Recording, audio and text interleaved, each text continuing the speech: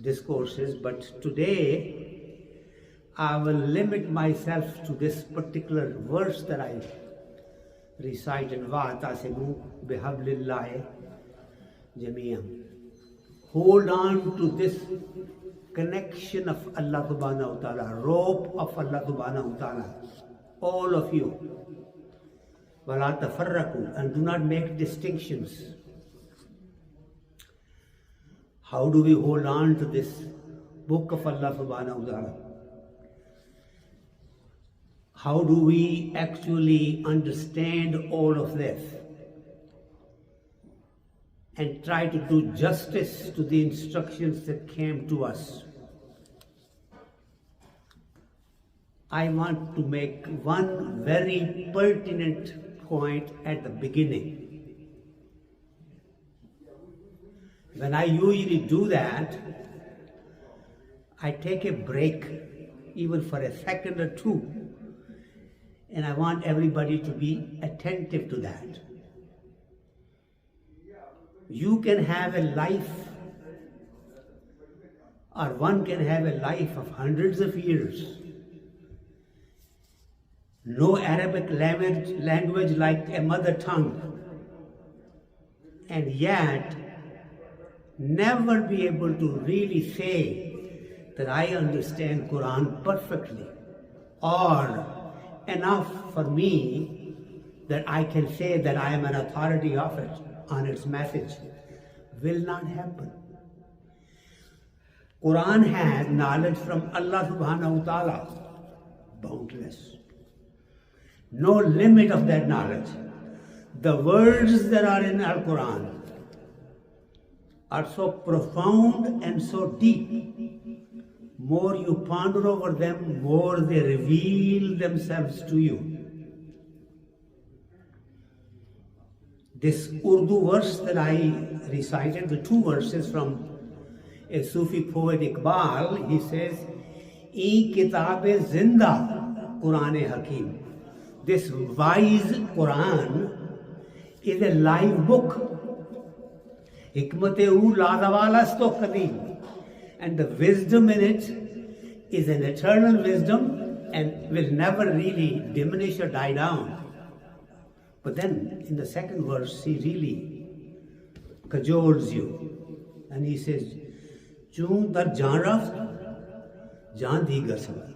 When it actually reveals itself and gets into your spirit, into you, your body, your spirit becomes different. When it gets into your soul, into your being becomes different. Bajan dar raft, jan digar shavad, and jan chu digar shud, jahan digar shavad.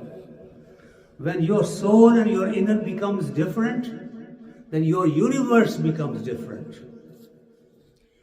Now, I'll just give you an example of one word. Many tafasir you read, and you will get so many different understandings of this word.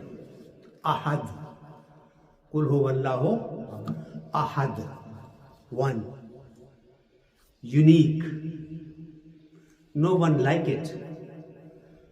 But this ahad is different. Right now, Sherwan Hassan is sitting here. He is the only one chairman of this board that we have here. Okay, we only have one chairman, Sherwan. So I would say he's just one. That means something to me, to you.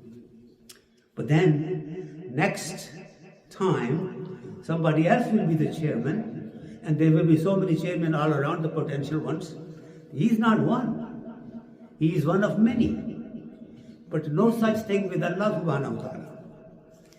Now you think, Allahu nuru samawati wal ard. He is the light of the skies and the earth. Oh, I have been told that He lives in my heart. Then other tafasir will tell you that He is everywhere. You call Him and He's there. How can you understand His being?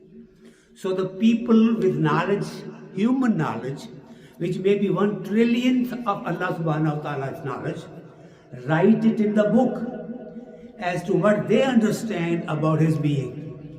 And me and you are supposed to believe that that is the truth. No, there may be part of the truth, but let this truth come to your heart yourself, because he can deal directly with you. Whatever your understanding is, the best of your ability, understand that that's what he is. And once you let it come in, it will reveal itself to you. Then you will know exactly what you feel as his being. You will close your eyes, look within your heart, and you will be in contact with him. You will feel his presence, and he will use you to the extent that he needs to use you, depending upon your ability to deliver.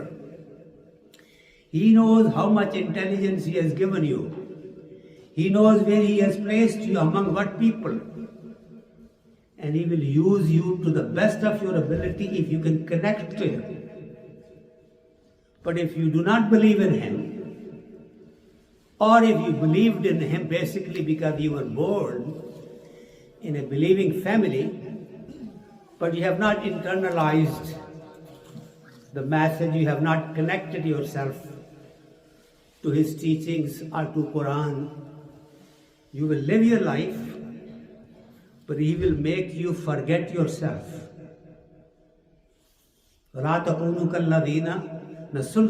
Don't be like those people that have forgotten God. So he made them forget themselves. Now he takes them away from their heart. They go around like animals, earn a livelihood, fill their stomach and die one day, but they have not really reached the purpose of their life.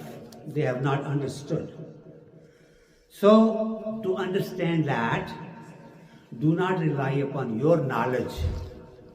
Rely upon connection to Allah subhanahu wa ta'ala. A bus is going at 50 miles an hour. I have a bicycle. I hook onto that bus. I am going at 50 miles an hour. I am not even driving it. You have, alhamdulillah, so much within your heart. It can do a lot of miracles, but the secret is to really ponder about what La ilaha illallah means, what Hablillah means, the rope of Allah subhanahu wa ta'ala, and what is the status of Al-Quran, the divine message that we have with us. It's easier said than done. Many people say, the final point I'll make is this. Many people think that when you read Quran, unless you understand it, it doesn't give you any value. It's good to understand it. It's good to take the lessons from it. It's always a good idea to learn as much as you can Arabic, understandings, meanings. But that does not mean Al-Quran will not benefit to you if you don't know its meanings. Because again, like I said, bus connecting to it, whether you are on a bike or whatever else, you're sitting inside, you're traveling not because of your ability, but the ability of what you're attached to. Al-Quran has several blessings on its own. And there is no such thing as, you see, I gave the example last time and I can give it again today. The man that brought the throne of Bilqis from so far away to Prophet Solomon's cabinet did not really use any kind of an engine.